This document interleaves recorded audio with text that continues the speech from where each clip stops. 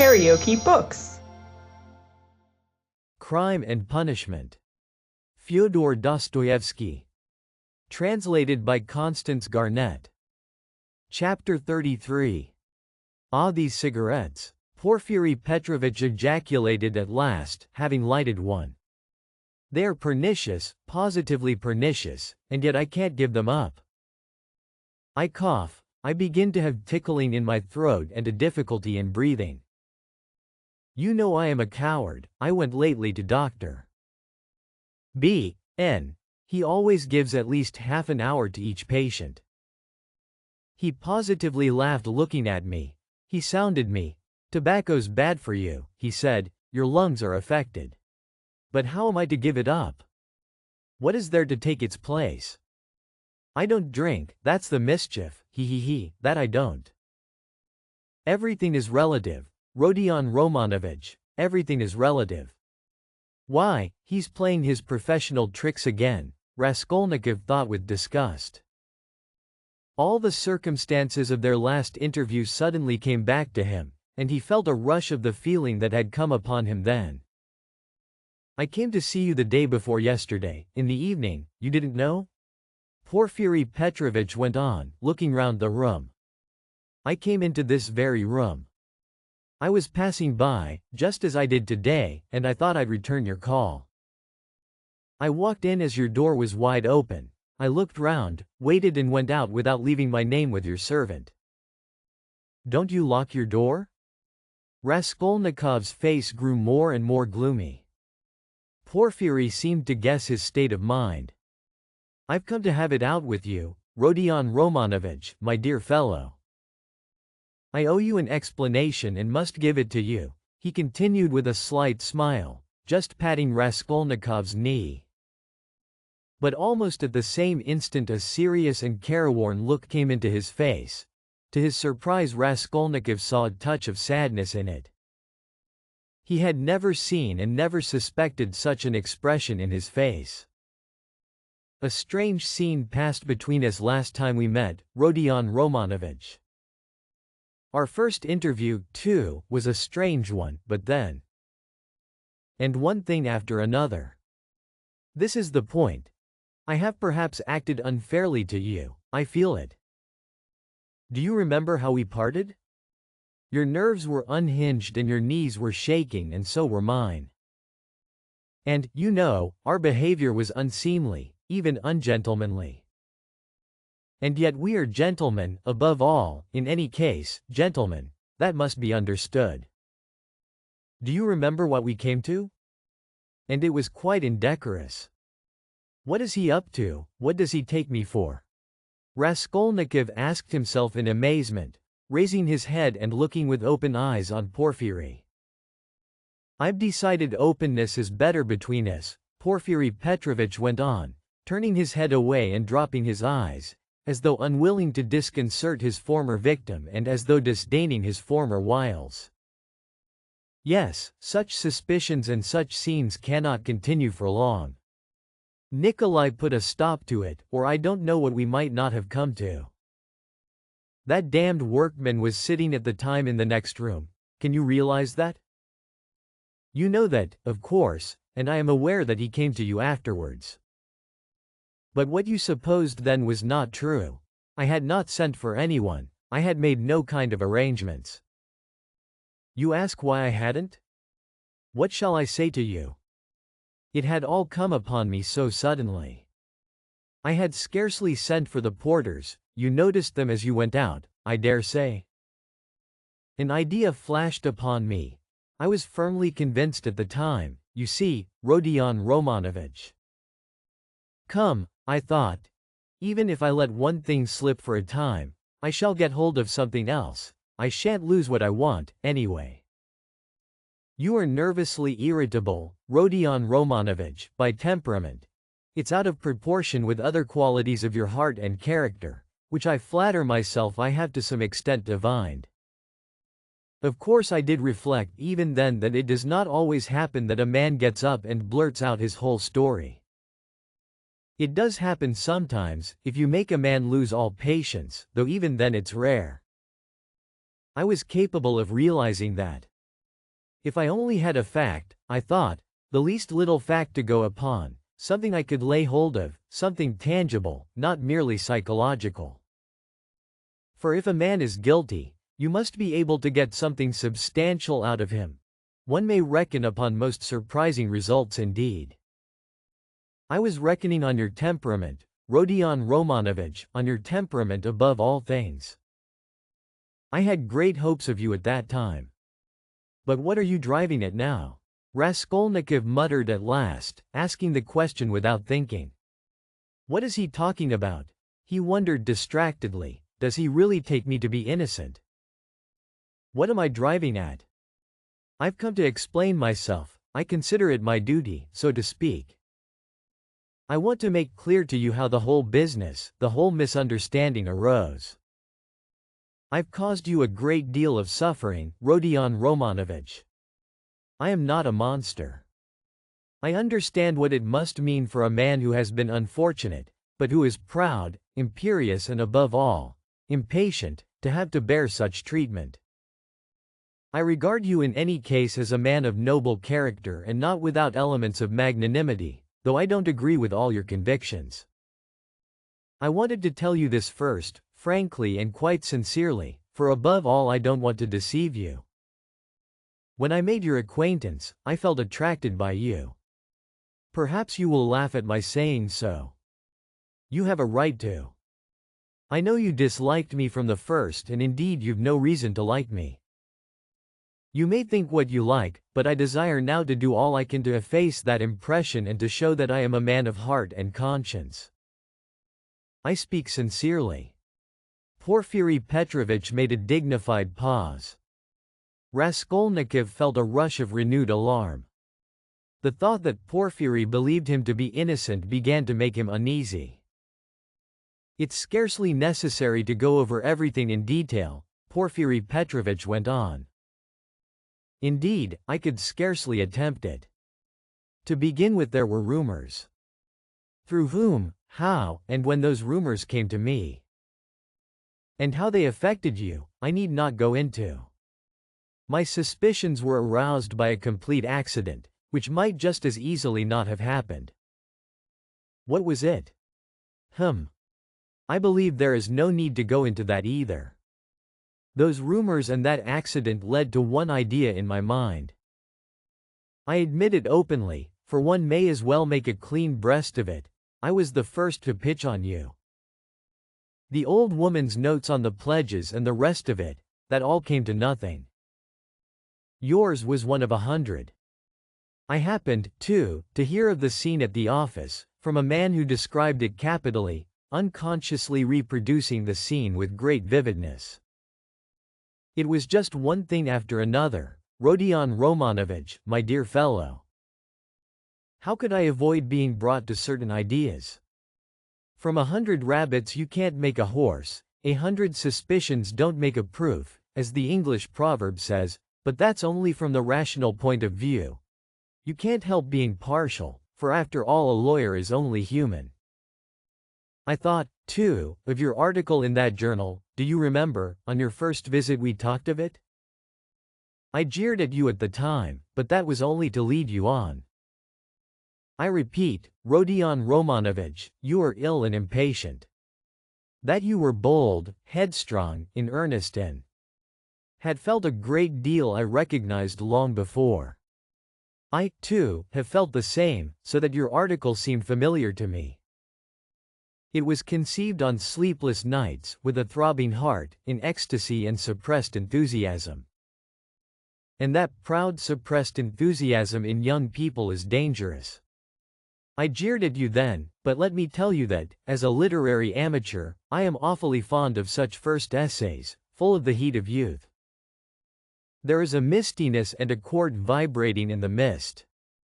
Your article is absurd and fantastic, but there's a transparent sincerity, a youthful incorruptible pride and the daring of despair in it.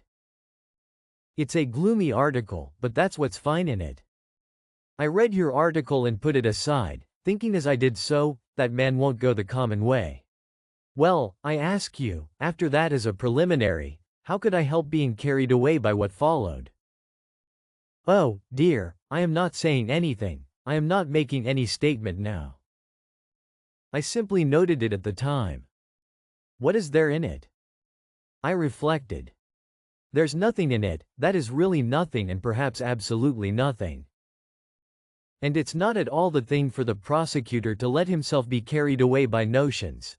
Here I have Nikolai on my hands with actual evidence against him. You may think what you like of it, but it's evidence. He brings in his psychology, too. One has to consider him, too, for it's a matter of life and death. Why am I explaining this to you?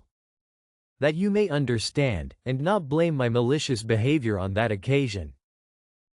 It was not malicious, I assure you, hee. Do you suppose I didn't come to search your room at the time? I did, hee.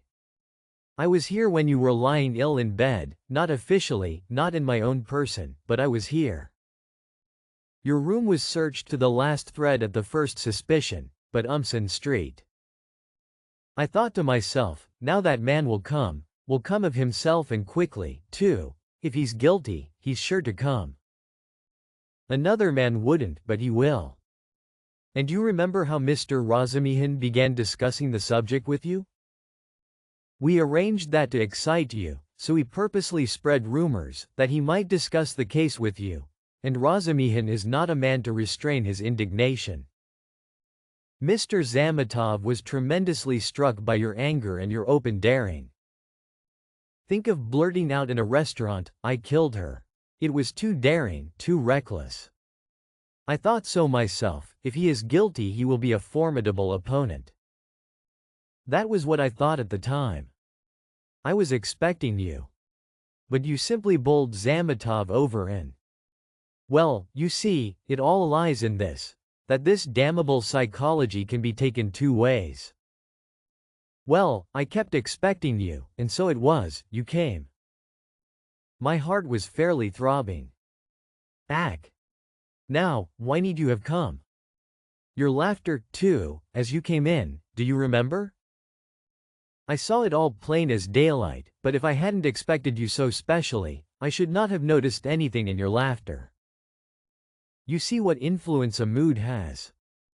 Mr. Razumihin then, that stone under which the things were hidden. I seem to see it somewhere in a kitchen garden. It was in a kitchen garden, you told Zametov, and afterwards you repeated that in my office? And when we began picking your article to pieces, how you explained it. One could take every word of yours in two senses, as though there were another meaning hidden. So in this way, Rodion Romanovich, I reached the furthest limit, and knocking my head against a post, I pulled myself up, asking myself what I was about. After all, I said, you can take it all in another sense if you like, and it's more natural so, indeed. I couldn't help admitting it was more natural. I was bothered. No, I'd better get hold of some little fact, I said.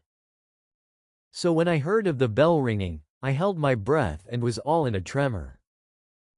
Here is my little fact, thought I, and I didn't think it over, I simply wouldn't.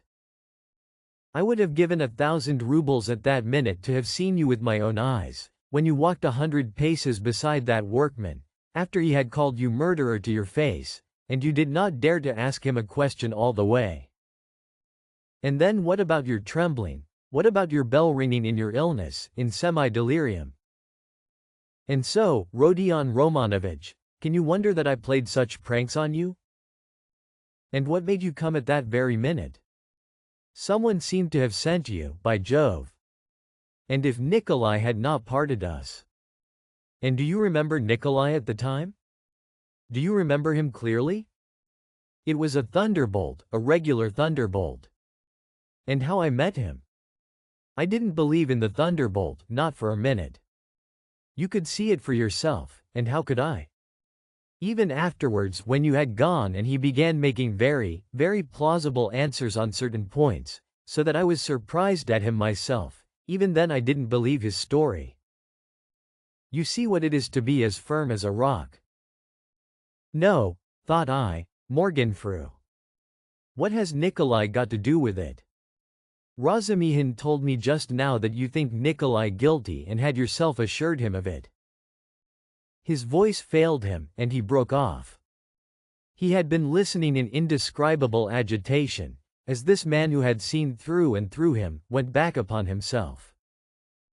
He was afraid of believing it and did not believe it. In those still ambiguous words he kept eagerly looking for something more definite and conclusive. "Mr. Razumihin," cried Porfiry Petrovitch, seeming glad of a question from Raskolnikov, who had till then been silent. He. But I had to put Mr. Razumihin off. 2 is company, 3 is none. Mr. Razumihin is not the right man, besides he is an outsider. He came running to me with a pale face. But never mind him, why bring him in? To return to Nikolai, would you like to know what sort of a type he is? How I understand him, that is. To begin with, he is still a child and not exactly a coward, but something by way of an artist. Really, don't laugh at my describing him so. He is innocent and responsive to influence. He has a heart, and is a fantastic fellow. He sings and dances, he tells stories, they say, so that people come from other villages to hear him. He attends school too, and laughs till he cries if you hold up a finger to him. He will drink himself senseless, not as a regular vice, but at times, when people treat him like a child. And he stole, too, then, without knowing it himself, for how can it be stealing, if one picks it up? And do you know he is an old believer, or rather a dissenter? There have been wanderers in his family, and he was for 2 years in his village under the spiritual guidance of a certain elder. I learned all this from Nikolai and from his fellow villagers. And what's more, he wanted to run into the wilderness. He was full of fervor, prayed at night, read the old books, the true ones, and read himself crazy. A religious sect. Translator's note. Petersburg had a great effect upon him, especially the women and the wine. He responds to everything and he forgot the elder and all that. I learnt that an artist here took a fancy to him, and used to go and see him, and now this business came upon him. Well, he was frightened, he tried to hang himself. He ran away. How can one get over the idea the people have of Russian legal proceedings? The very word, trial, frightens some of them. Whose fault is it? We shall see what the new juries will do. God grant they do good. Well, in prison, it seems, he remembered the venerable elder, the Bible, too, made its appearance again. Do you know, Rodion Romanovich, the force of the word, suffering, among some of these people? It's not a question of suffering for someone's benefit, but simply, one must suffer. If they suffer at the hands of the authorities, so much the better. In my time there was a very meek and mild prisoner who spent a whole year in prison always reading his Bible on the stove at night, and he read himself crazy, and so crazy, do you know, that one day, apropos of nothing, he seized a brick and flung it at the governor, though he had done him no harm. And the way he threw it too, aimed it a yard on one side on purpose, for fear of hurting him. Well, we know what happens to a prisoner who assaults an officer with a weapon. So, he took his suffering. So I suspect now that Nikolai wants to take his suffering or something of the sort. I know it for certain from facts, indeed. Only he doesn't know that I know. What, you don't admit that there are such fantastic people among the peasants? Lots of them. The elder now has begun influencing him, especially since he tried to hang himself. But he'll come and tell me all himself. You think he'll hold out? Wait a bit, he'll take his words back. I am waiting from hour to hour for him to come and abjure his evidence. I have come to like that Nikolai and am studying him in detail. And what do you think? He answered me very plausibly on some points. He obviously had collected some evidence and prepared himself cleverly. But on other points he is simply at sea, knows nothing and doesn't even suspect that he doesn't know. No, Rodion Romanovich, Nikolai doesn't come in. This is a fantastic, gloomy business, a modern case, an incident of today when the heart of man is troubled, when the phrase is quoted that blood renews, when comfort is preached as the aim of life. Here we have bookish dreams, a heart unhinged by theories. Here we see resolution in the first stage, but resolution of a special kind. He resolved to do it like jumping over a precipice or from a bell tower, and his legs shook as he went to the crime. He forgot to shut the door after him, and murdered 2 people for a theory. He committed the murder and couldn't take the money, and what he did manage to snatch up he hid under a stone. It wasn't enough for him to suffer agony behind the door while they battered at the door and rung the bell. No, he had to go to the empty lodging, half delirious, to recall the bell ringing. He wanted to feel the cold shiver over again. Well, that we grant was through illness, but consider this. He is a murderer, but looks upon himself as an honest man, despises others, poses as injured innocence. No, that's not the work of a Nikolai, my dear Rodion Romanovich. All that had been said before had sounded so like a recantation that these words were too great a shock.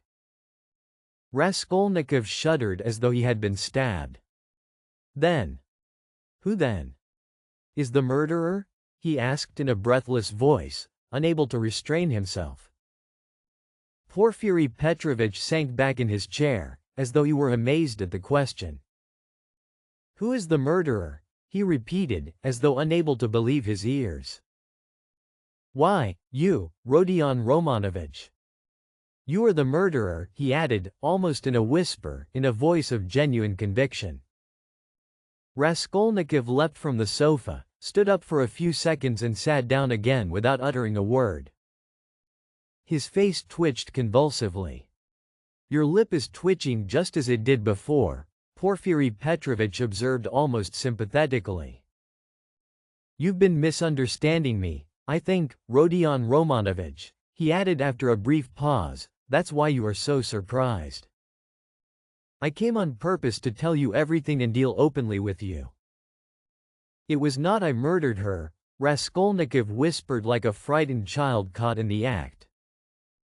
No, it was you, Rodion Romanovich, and no one else, Porfiry whispered sternly, with conviction. They were both silent, and the silence lasted strangely long, about 10 minutes. Raskolnikov put his elbow on the table and passed his fingers through his hair. Porfiry Petrovitch sat quietly waiting. Suddenly Raskolnikov looked scornfully at Porfiry. You are at your old tricks again, Porfiry Petrovitch. Your old method again. I wonder you don't get sick of it. Oh, stop that. What does that matter now? It would be a different matter if there were witnesses present, but we are whispering alone. You see yourself that I have not come to chase and capture you like a hare. Whether you confess it or not is nothing to me now. For myself, I am convinced without it. If so, what did you come for? Raskolnikov asked irritably. I ask you the same question again. If you consider me guilty, why don't you take me to prison? Oh, that's your question. I will answer you, point for point. In the first place, to arrest you so directly is not to my interest. How so? If you are convinced you ought. Ack, what if I am convinced?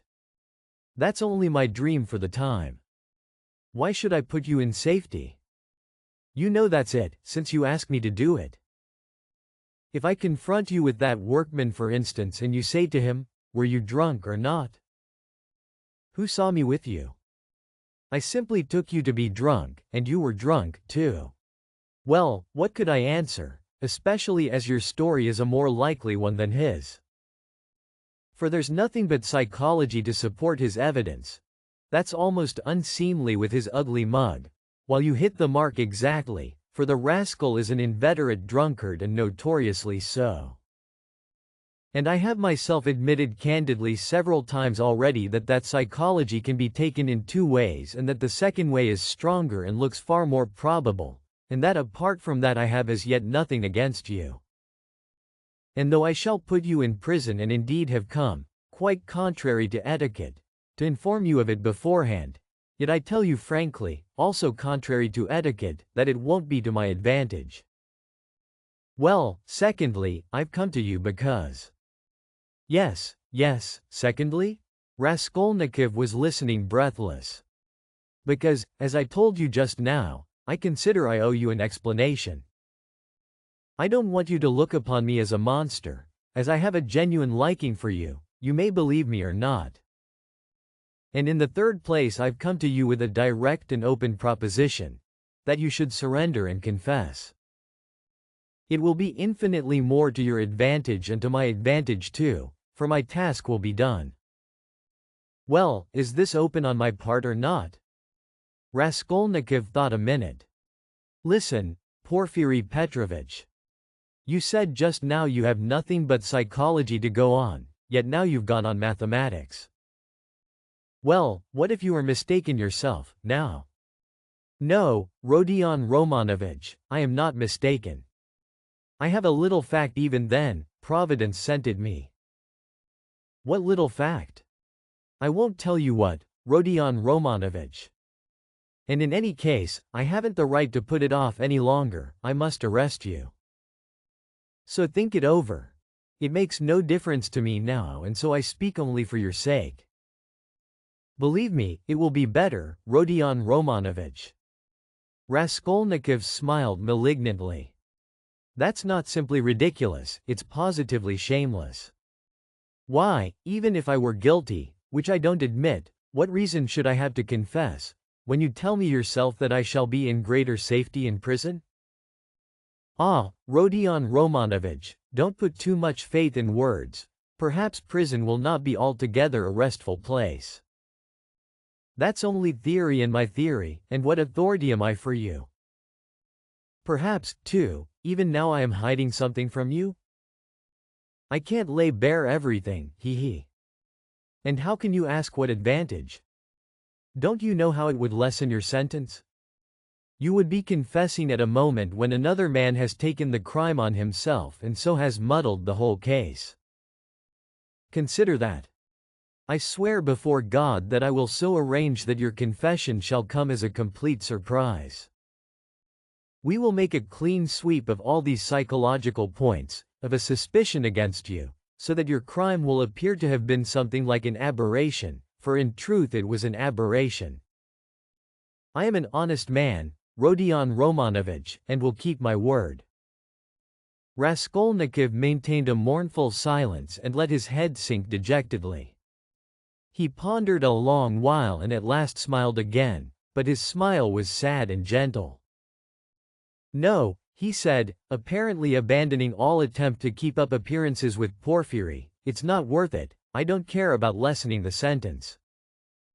That's just what I was afraid of, Porfiry cried warmly and, as it seemed, involuntarily. That's just what I feared, that you wouldn't care about the mitigation of sentence. Raskolnikov looked sadly and expressively at him. Ah, don't disdain life. Porfiry went on. You have a great deal of it still before you. How can you say you don't want a mitigation of sentence? You are an impatient fellow. A great deal of what lies before me. Of life. What sort of prophet are you? Do you know much about it? Seek and ye shall find. This may be God's means for bringing you to Him. And it's not forever, the bondage. The time will be shortened, laughed Raskolnikov. Why, is it the bourgeois disgrace you are afraid of? It may be that you are afraid of it without knowing it, because you are young. But anyway, you shouldn't be afraid of giving yourself up and confessing. Hang it, Raskolnikov whispered with loathing and contempt, as though he did not want to speak aloud. He got up again as though he meant to go away, but sat down again in evident despair. Hang it, if you like. You've lost faith and you think that I am grossly flattering you. But how long has your life been? How much do you understand? You made up a theory and then were ashamed that it broke down and turned out to be not at all original. It turned out something base, that's true, but you are not hopelessly base. By no means so base. At least you didn't deceive yourself for long, you went straight to the furthest point at one bound. How do I regard you? I regard you as one of those men who would stand and smile at their torturer while he cuts their entrails out, if only they have found faith or God. Find it and you will live. You have long needed a change of air. Suffering, too, is a good thing. Suffer. Maybe Nikolai is right in wanting to suffer.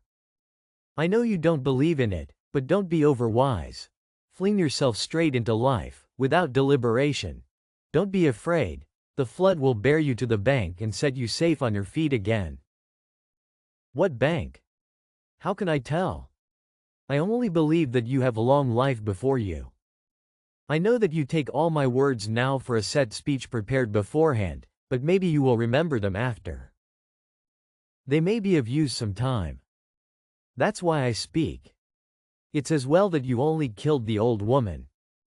If you'd invented another theory, you might perhaps have done something 1,000 times more hideous. You ought to thank God, perhaps. How do you know? Perhaps God is saving you for something. But keep a good heart and have less fear. Are you afraid of the great expiation before you? No, it would be shameful to be afraid of it. Since you have taken such a step, you must harden your heart. There is justice in it. You must fulfill the demands of justice. I know that you don't believe it, but indeed, life will bring you through. You will live it down in time. What you need now is fresh air, fresh air, fresh air. Raskolnikov positively started. But who are you? What prophet are you? From the height of what majestic calm do you proclaim these words of wisdom? Who am I? I am a man with nothing to hope for, that's all. A man perhaps of feeling and sympathy, maybe of some knowledge too, but my day is over. But you are a different matter, there is life waiting for you. Though, who knows? Maybe your life, too, will pass off in smoke and come to nothing. Come, what does it matter, that you will pass into another class of men? It's not comfort you regret, with your heart. What of it that perhaps no one will see you for so long? It's not time, but yourself that will decide that. Be the sun and all will see you. The sun has before all to be the sun. Why are you smiling again? At my being such a shiller? I bet you're imagining that I am trying to get round you by flattery. Well, perhaps I am, he.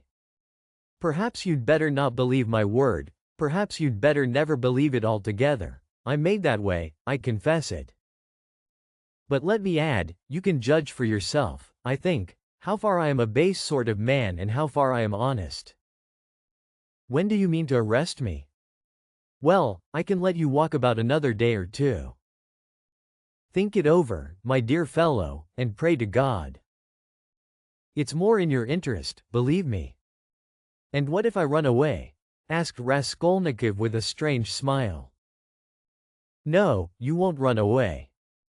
A peasant would run away, a fashionable dissenter would run away, the flunkey of another man's thought, for you've only to show him the end of your little finger and he'll be ready to believe in anything for the rest of his life. But you've ceased to believe in your theory already, what will you run away with? And what would you do in hiding? It would be hateful and difficult for you, and what you need more than anything in life is a definite position, an atmosphere to suit you. And what sort of atmosphere would you have? If you ran away, you'd come back to yourself.